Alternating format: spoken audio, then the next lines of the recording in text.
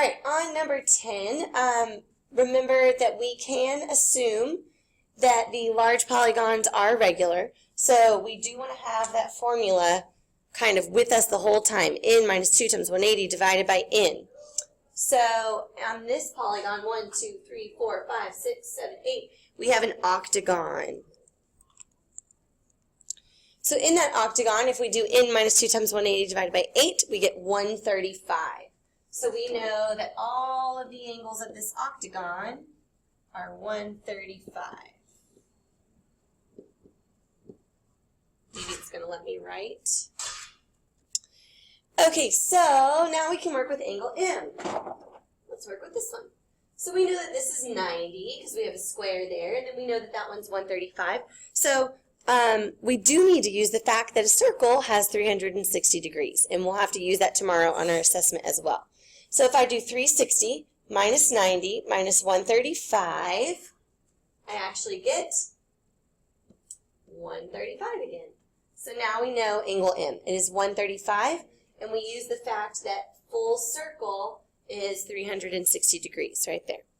Let's do the next easiest one. Let's do N. Down there, N is a linear pair with one of the angles of the octagon. In other words, you could have approached it this way. N is an exterior angle of the octagon. So you can do linear pair of 135, or you can do 360 divided by 8. All right, so either way, you get N is 45. All right. Now it gets a little bit more complicated. We need to find O and P, and it kind of looks like a spider web in there, but we are going to have to start to look for lines of symmetry. When you have a polygon that has an even number of sides and a diagonal goes through some vertices, then you can look to see if it's cutting the octagon in half. If it is cutting it in half, then it's also cutting the angle in half. So, for example, this diagonal right here, that is a line of symmetry because there's 4 sides on the right and there's 4 sides on the left. So I know that that diagonal, I'm not assuming, I know it cuts 135 in half. So I can do 135 divided by 2, and I get 67.5 and 67.5.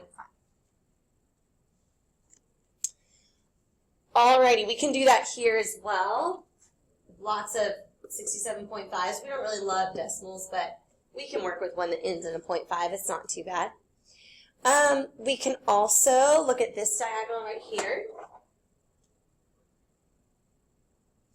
This one is a diagonal of symmetry as well because there's 4 above and 4 below. It cuts that octagon in half. So if it's going to cut the octagon in half, it's going to cut the angle in half.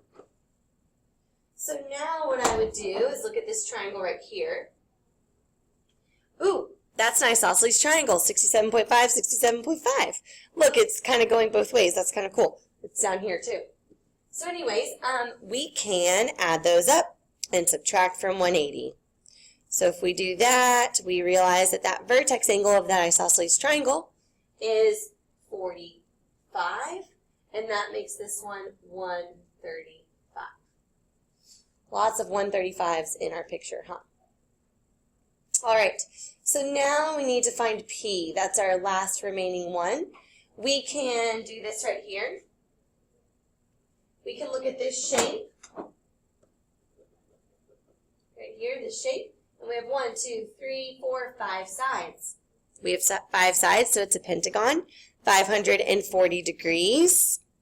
And we can subtract what we know, 90, 135, 67.5, and 135.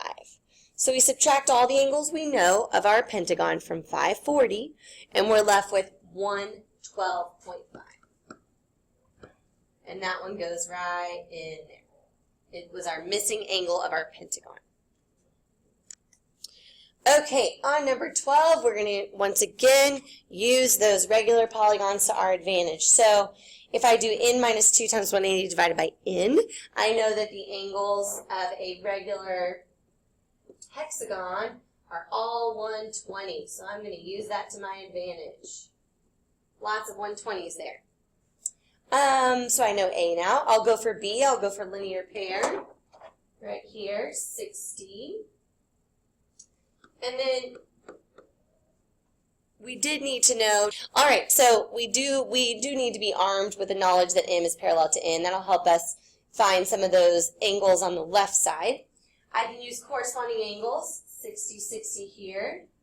This is an isosceles triangle, so these are 60, but it's actually more than that. It's actually a regular polygon. It's equilateral because you add these up and subtract from 180 and you have no choice but to get 60 there. I can do another linear pair and get this one right here. Let's see. I can do a linear pair right here. D is 60, so I'm using lots of linear pairs in this problem. Let's see. H is an angle of a regular pentagon, and so I know if I use my formula, I can find each angle, and each one is 108. I'll just write it out here. That one's 108 right there. Ooh, now I can find E, because the angles of a pentagon are 108. So if I do 108 minus 60, look at where E is, that's where I'm working. 108 minus 60, maybe if I type it right in my calculator, 48 here. So we knew that whole angle was 108, so we did kind of angle addition postulate right there. Let's see, what about C?